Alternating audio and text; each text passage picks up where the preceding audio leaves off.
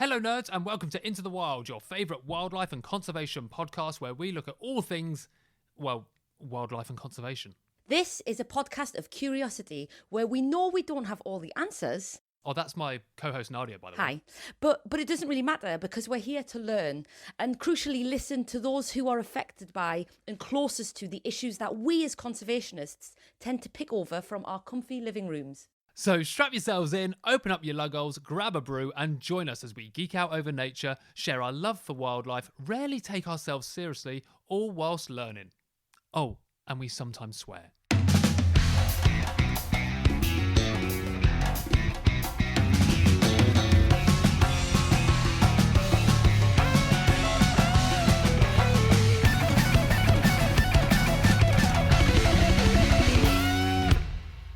5 hours in the rain today. That's a lie. What do you mean that's a lie? I don't know. What do I do for a living? You walk dogs. Where? London. More specifically, where? Hampstead Heath. Which is outside. What's the working day today? You always go on about how there's no No, I'm rain. going to make you answer all these questions.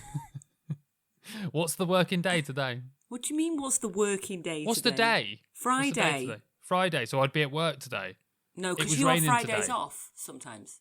Not for a while. Okay. Not for about a year and a half. Genuinely. Nice to know Nadia catches up with the details of my life. It's hard to know. You're so dramatic about so much stuff. I don't know. Hard to know, really. See how she twisted that with the dramatic. Yeah, it's hard to know because you're such a prick. You woke up on the wrong side of the bed this morning, and so did I. So this is going to be a great podcast. And I'm drinking a beer, so I And have haven't no got idea a beer. what's going to happen today. It's my birthday week, so you have to be Is really it? nice to me. Oh, yeah, it was, wasn't it? Did you have a good one? I had a lovely one, yeah, just really simple. Simple. What do you mean? A nice, simple birthday. I went for a lovely long walk in the autumn. Because Why are you talking like I this? don't know. Yeah, lovely. And then I just watched a film and On the TV? on the telly, and I had a beige tea. A beige tea? Yeah, baked beans, Very potato waffles, and vegan chicken nuggets. It was so good. Oh, that's nice. That's what I'm I glad wanted you had to a do nice for my one. birthday. That's what I wanted to do, and I did it. Well, mission accomplished. I know, but anyway, you had a bad day. You walked in the rain. Violence everywhere. Everybody, just take a moment silent for rain. Sorry, where have you been all day? In and out of Zoom meetings?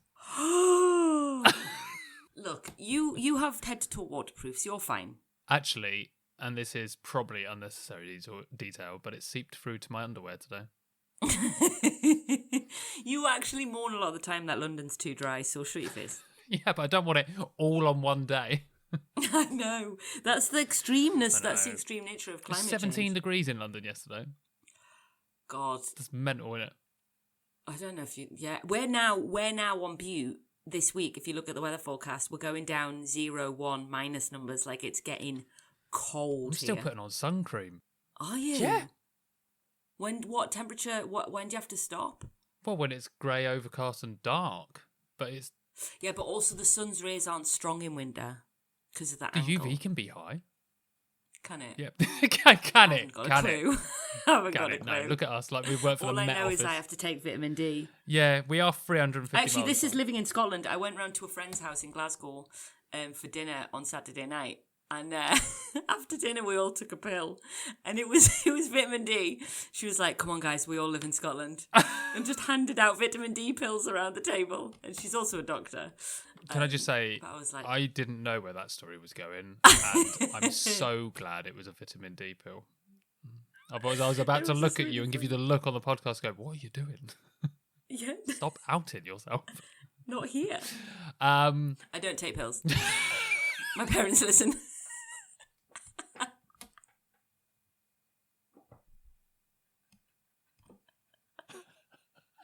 Well, no further questions, Your Honour.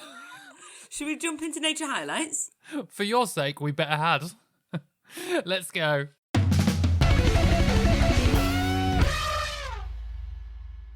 I lifted a log. Not a euphemism. God. Oh God. Uh-huh. I lifted a log, Nadia. Why? On what? Why? Why? Why would you not? Well, no, that's a good answer, yeah. Yeah. No, I lifted. Well, also, well, if you want to know why, because it's autumn, as we learned when you went for a walk in autumn on your birthday, and it's a good time to start lifting logs Uh-huh, yeah. because things go dormant, and quite often they go under logs. Be a good t-shirt, wouldn't it? Lift a log. Yeah, we can probably get that done, couldn't we? Lift a log, meet some friends. Meet some friends. That's What actually did you adorable. find under the log? What did you find So under the log? obviously, you're looking for amphibians. That's what you're looking for. Oh, I was going to go total invertebrates, but okay. And No, I invertebrates. think no, and I mammals. think no. I think most people are looking for a toad or a newt. No. Incorrect. When I lift a log, I'm looking for invertebrates. What would be the golden invertebrate you find? All of them, like when you lift, or can I say roll? Because there's many techniques. There are. When you any like I like the the whole squirming mess of like millipedes, centipedes, woodlice, worms, spiders. Yeah, no. So I like that, but what I'm really deep down looking for is a toad. Nah, never. That's funny, isn't it? Yeah. It's made me feel a bit uncomfortable that you've never done that. I'm never expecting a toad or a frog. I'm always, well, we're not always expecting one. I'm always hoping for one. And please tell me it delivered. No, not this time. So what did you? But this the is your highlight. No, yeah. No, Such is your humbleness. the You're highlight. so humble that your highlight was not getting what you wanted, but you were happy No. to lift a log nonetheless. When I lift a log, I'm usually looking for amphibians, as are most people. Some weirdos are just looking for a scatter of invertebrates, but I'm looking for a little dormant amphibian. I know that most of our listeners out there are appreciating my ambitions under a log over your ambitions 100%. No. I would say 100%. if you've got 3 on side, you're doing well. Nah. Right, okay. Can people just Ryan, put the vote to our listeners. When you lift a log, are you looking for invertebrates or are you looking for amphibians? We'll put it on Instagram Put stories. it on Instagram, and then. But you if can you've get got people more vote. to say, please send us an email into the wildpod. Send us a voice note in support of Nadia Sheikh. That's SHAI. Okay. So what I did find Oh God, we're still under the log. was the longest worm I think I've seen this year. Really? Yeah, I think. Oh my God, I don't retain that information. I think it would have been, when I saw it, stretched out to about 20 centimetres. That's it, ladies and gentlemen. You heard it here first. Ryan's idea of a really long thing is 20 centimetres. If I had said 30, you would have said I was lying. So, do you know what? I actually undercut it and went with 20. You didn't see a 30 centimetre worm. See? You didn't see a 20 centimetre long one. I think I did. No, I did see a 20. I didn't measure it. I think you're seeing what you want to see. Are you rounding up? I do round up. I'm a man, so yes. Okay, should we talk about my nature highlight? What was your nature? Good luck beating a long worm. Mine's more cosmic. So I live Yours on an is- island. Cosmic. Well, no, I live on an island today, actually, Today. and also yesterday, and 4 years previous to that as well. Shall we start again? No, this is Okay, so I live on an island, and this is what we call silly season, which is because as soon as the weather gets kind of really wintry, the ferries just get called off, and this is the first day, this winter or autumn, all the ferries are, that's it, they're cancelled. it. Ooh. And so we're locked in on the island, and the wind and the sea, the ferocity in it, it's just. And I walked to the bakery this morning, and the sea was crashing against the harbour wall, and not like it's not the harbour, but like the jetty that comes out of the boatyard thing, and just to be out with the wind just like hitting you left, right, and centre, rather than staying in and just going out and facing the elements. And the sea just like churning up all of like seaweed and just foaming and blowing. And I went to the bakery and got a lovely cinnamon roll and came back in the warm and with a cup of tea in it. And it was just like, oh, I so easily could have gone, oh God, it's really windy today. Let's I'll drive to the bakery. That's but nice. Just went out and got wind whipped. Wind whipped. Wind whipped. What two very different nature highlights? Two very different. Vote for your favourite. A long worm or a wind whip? Should we do some news?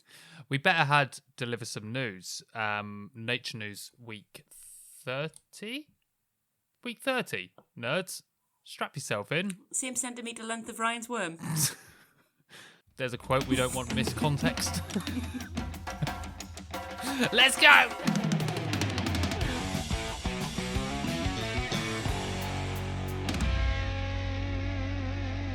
Right, I'm going to start this week. Good for you. Oh, our energy today. What have you got? What have you got for Well, me? there's Make been me a smile. new Make me study. smile. There's been a new study that finds shouting may stop gulls stealing food. What? I know. I couldn't quite believe it either.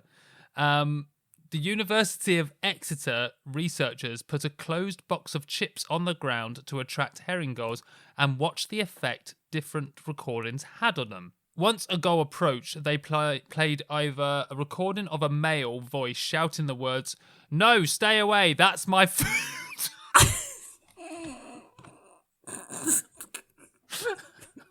Ryan, this isn't real. Where did you get this? No one's ever said that. No one's ever said to a herring gull, "No, stay away, that's my food." Or they played the bird song of a robin. What is that, the spectrum? Jesus. They tested a total of 61 gulls across 9 seaside towns in Cornwall and found nearly half of those exposed to the shouting voice flew away within a minute. In contrast, 70% of the gulls exposed to the robin stayed near the food. No What shit. a fucking waste of time and money. I have got 48 flaws immediately wrong with this study. One is nobody gives a shit and it's a complete unnecessary. If you did this study and you're listening to the podcast, this is probably the best half an hour you've spent this year, not your work. Do you know what I think? What? Who's paid for the chips? Because I don't know why it has to be a recording and it can't just be a person. Because surely you're missing... Because surely the real world event is having a human body with the gull. Like, I'm sorry, we have to move on. I'm in utter No, but shock. then you're saying that, but then you'd have to have an actual robin there doing the song. Or don't... What are we learning here? The world is burning. So the university said the experiment was Which designed university? University of Exeter. Do you know what? I've got a bone to pick with the University of X. Go on. It was designed to show that physical violence was not necessary to scare off gulls, and the researchers used male voices as most crimes against wildlife were carried out by men. Most gulls aren't bold enough to steal food from a person. I think they become quite vilified, said Dr. Bugut, who is one of the leading people on there. On the study. What we don't want is people injuring them. They're a species of conservation concern, and this experiment shows that there are peaceful ways to deter them that don't involve physical contact. You feel bad now, don't you? Who? Right.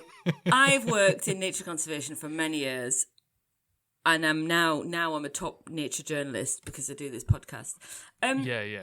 I didn't know that one of the reasons that herring gulls are on the red data list and a significant contributing factor to their decline is violent men injuring gulls when they have chips.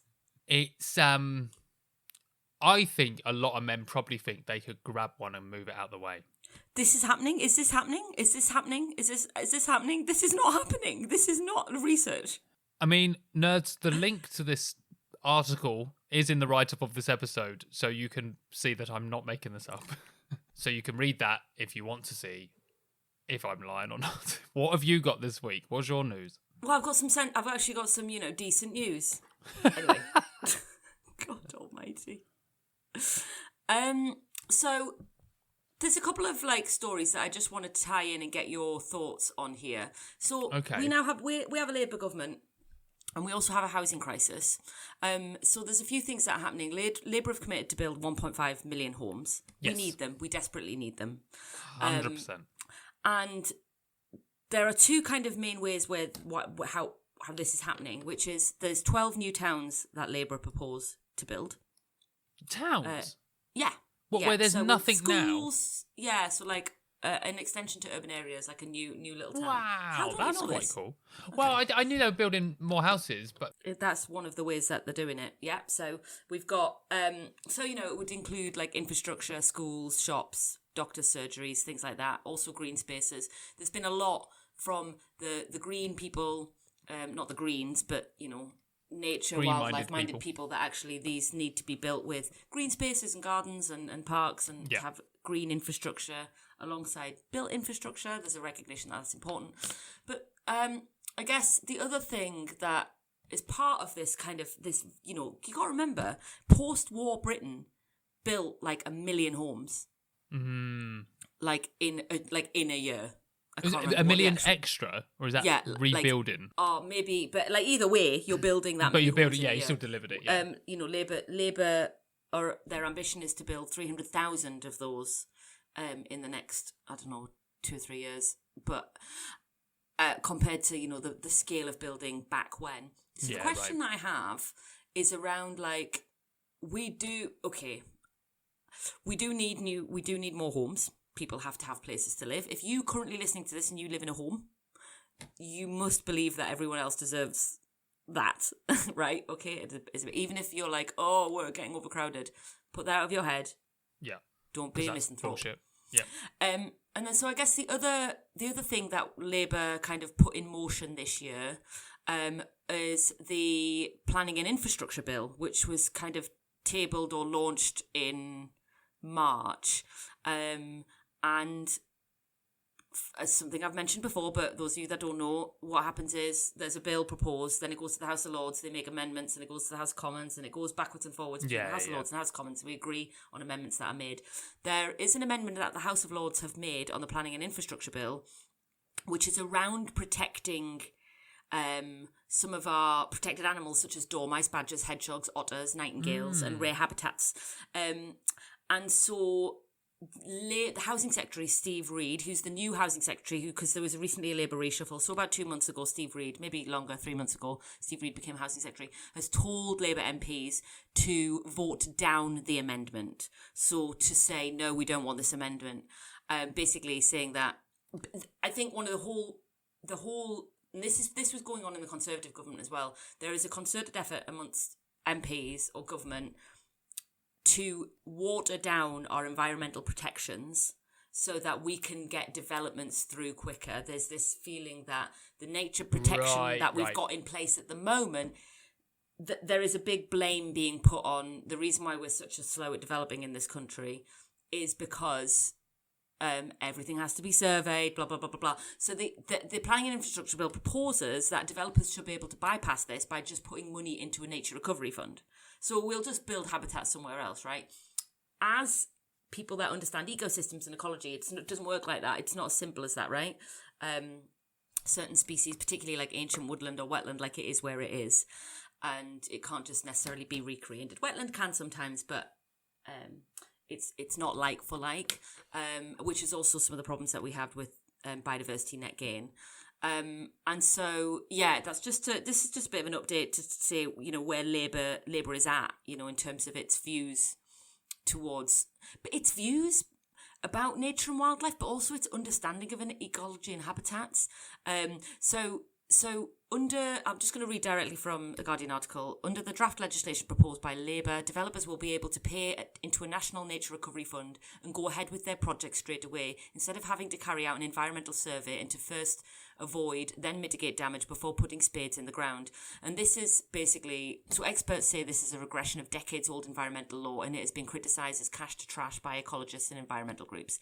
The Lords amendment would mean that the Nature Recovery Fund is restricted to impacts from water and air pollution, meaning developers would still have to take the usual measures to mitigate damage to wildlife and habitats.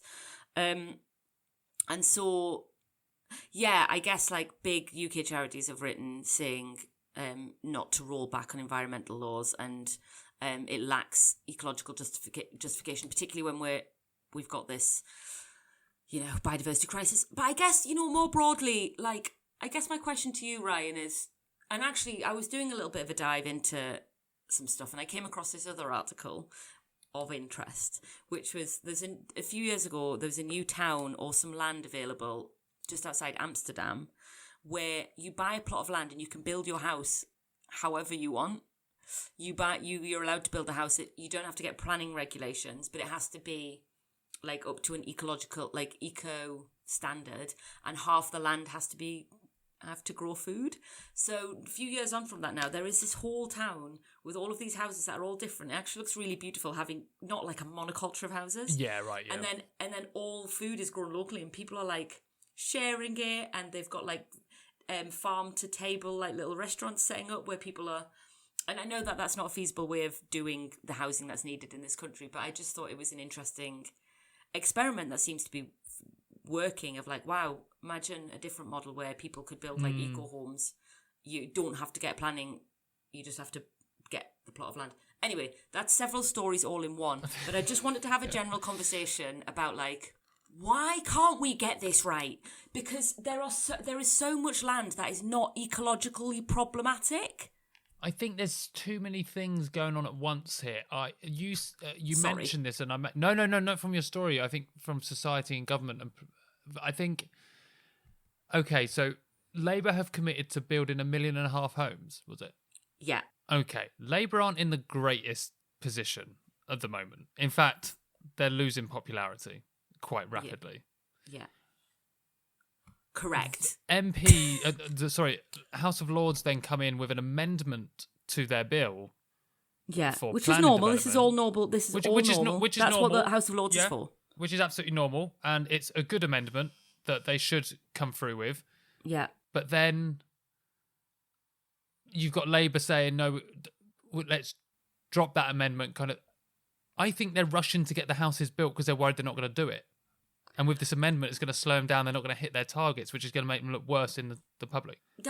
And therein lies government in yeah, this country. but that's what I mean. That's That's the problem. So we can do it. It's this choice of going, we don't look great at the moment. So rather than do it properly, let's rush, get it done. It's not going to do very well, but at least we can then sit on question time and say, we've built 300,000 houses in the last year. Yeah. So But also, like, you know, I think there is, you know, it must be annoying to be an MP trying to get stuff done, and then pesky nature gets in the way. But I guess it's also with climate, right? We've got climate targets for 2050, so they're just like, right, fuck it, 10,000 wind farms with no adequate understanding of how that's going to impact. They just want quick fix solutions. Because they've got 4 years. Yeah. They've got 4 years in a government, No which I'm not saying long-term is too short or too long or whatever. I'm just saying they've got 4 years, so they've got to get this through. But at the end of the day, it can be done properly. It just, I don't know. I don't know. I'm not in government, but I just feel like we can't have this development with leaving nature on the back step anymore. You can't. If everybody was like, if everyone was on the same page of like, yeah, we want to protect our ecosystems, people don't even understand how, you know, ancient woodlands can't just be regrown. You can't just replace it, no. Yeah, and like if you destroy nightingale habitat, you can't just plant like some new, you know, hawthorn whips 60 miles away, and the nightingale's like, great, I'll come back in like 30 years time when that's a bit big and mature and I'll nest in it. Like, it doesn't work like that. So you've got to think around it. So it's a frustrating one. Why can't we all just sit together and go, cool, how do we do this? Because there is a solution, right? I say this all the time. We sent people to the moon, maybe, right? The moon, maybe. I know, but I always just think there's a little 5% part of me that's always like, did we go to the moon? I think the 5% part is you wouldn't be surprised if you found out it was. Yeah. You wouldn't go like, what? Absolutely gobsmacked. You would be like, why are we talking about that? But like, I just think we can do amazing things. Yeah, no, and totally. There are other, you know, the Amsterdam, you know, the Dutch example that I gave was just like, look at these like alternate, like look how radical that is. To understand actually we need to have more homes built, but also we need to have like food security. So let's just get and the 500 or 600 homes, I can't remember how many it was now. People, I was just reading some accounts from people that lived there. They were like, I never knew how to grow a bloody thing. Now I've got an orchard and I'm growing beetroot and I'm selling it to this person. And it's like I don't know. I just feel like amazing things can be done. And, you know, post-war Britain was amazing. They made the NHS. They built 1 million homes in a really short period of time. And they created the national parks across England to give people Yeah, there can access to be green space. radical decisions. There was a radical government. And I just feel like this kind of housing issue is kind of driving me mad, because it's like saying the only way we can build homes and give people homes is if we just trash ecosystems. And I'm like, no, can we stop? This is not a binary. Yeah, this isn't. Yeah, but that's what I mean. You can't progress with leaving nature behind anymore. We can't. We have to bring it with us. We have to. It needs to be at the forefront of everything we're doing, especially in a country like England, where, you know, it's been so dismantled. Like, there's not loads of it thriving that you can just kind of forget about it. And it's also frustrating because all of our environmental NGOs really need to be focusing on the other stuff, but they're constantly having fight to keep the laws in place to protect wildlife. Anyway, please tell me you've got some more positive news. I have. Well, it's an interesting chat. I do think it's an interesting one to watch governments. I'm going to keep watching it because I feel like I want to. Because I also, part of me in my head is like, oh God, so much building and development. And I know that that's not true. I have to battle that, you know. The majority of the countryside, the majority of the land is unbuilt on.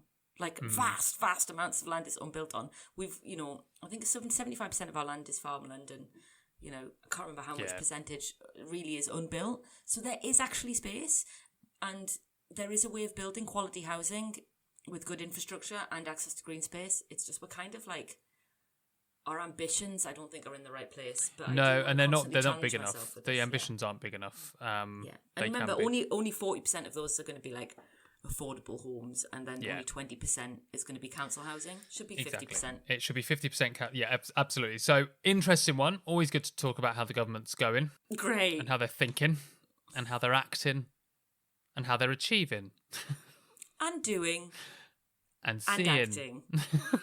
And achieving. This one, my last story of the show, is from Science Daily website, not a person. And it's the headline is "Plastic-eating bacteria has been discovered in the ocean." It starts by saying, far beneath the ocean's surface, researchers have found bacteria that can digest plastic using specialised enzymes that evolved alongside humanity's synthetic debris.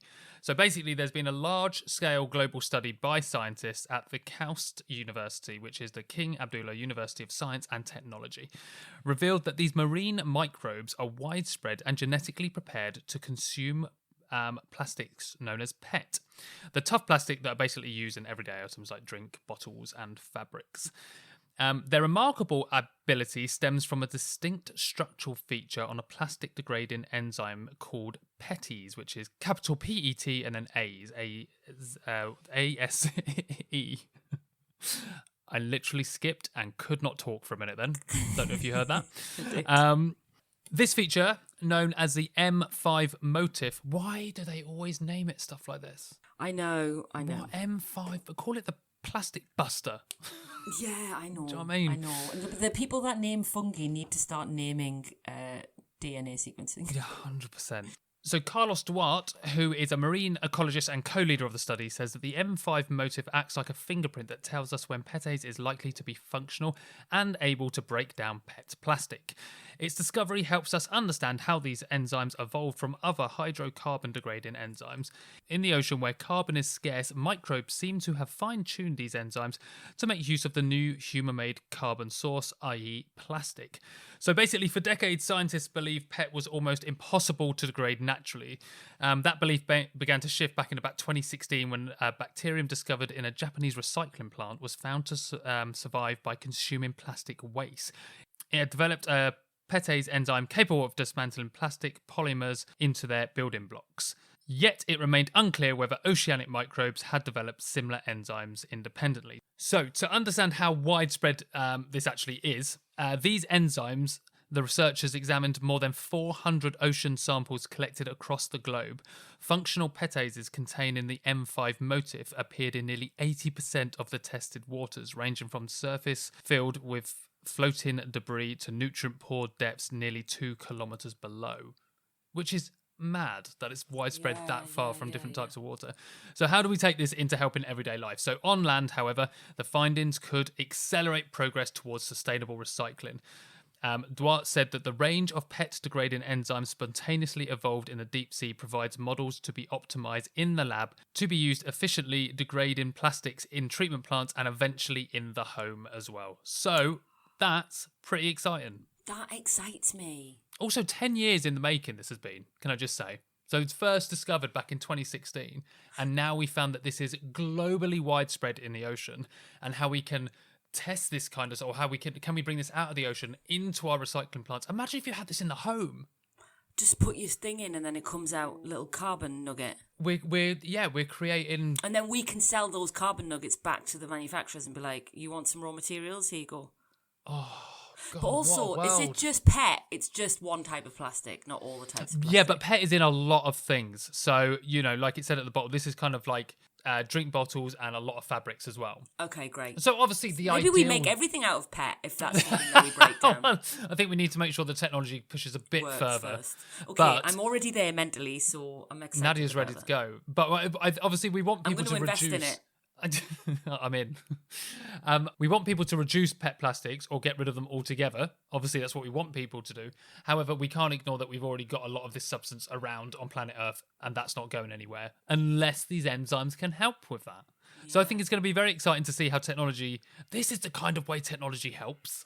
Yeah, I like seeing technology doing this stuff. This is the shit that I get when I watch Star Trek, I think. Maybe. Yeah. And when you keep saying PET plastics, all I can think of is Sylvanian families. That's what I'm talking about. They're made out of PET. We need to stop using Sylvanian families. I used to love my Sylvanian families. So, an interesting story. Really good. I recommend Can we reading the track whole... it? Sure. I want an update on this in a year where you're like, I've just got my first PET digester in my kitchen. Wow, you think 1 year, 12 months, you think that's going to be in my kitchen? Do you know what? If plastic was scarce now, Yeah. and this is the thing. If we'd run out of oil and manufacturers Yeah. couldn't get raw plastic to make their products, the speed at which this would be accelerated would be more, right? Yeah, exactly, yeah. No, it's true. Nice, okay, well, happy to round off on a happy little note. Yeah, exactly. It was a range of stories from shouting at gulls. I'm vetoing that story. Having a go at the Labour government and Do you know what I plastic believe? eating I believe it's my bacteria. right to shout at a gull. Wow. Well, And scientifically I would use more now. choice phrases. Yeah, well. Well, nerds, thanks again for tuning in to another episode of Nature News. As always, you can follow us on social media. You know where the links to our coffee is. And if you're listening on a platform that allows you to review, please do. But until next week, enjoy the rest of your autumnal weekend. Hope you're having a nice Sunday with a roast dinner. Nice crackling fire. Oh, lovely. Lovely stuff. And we'll See see you you next next week. week.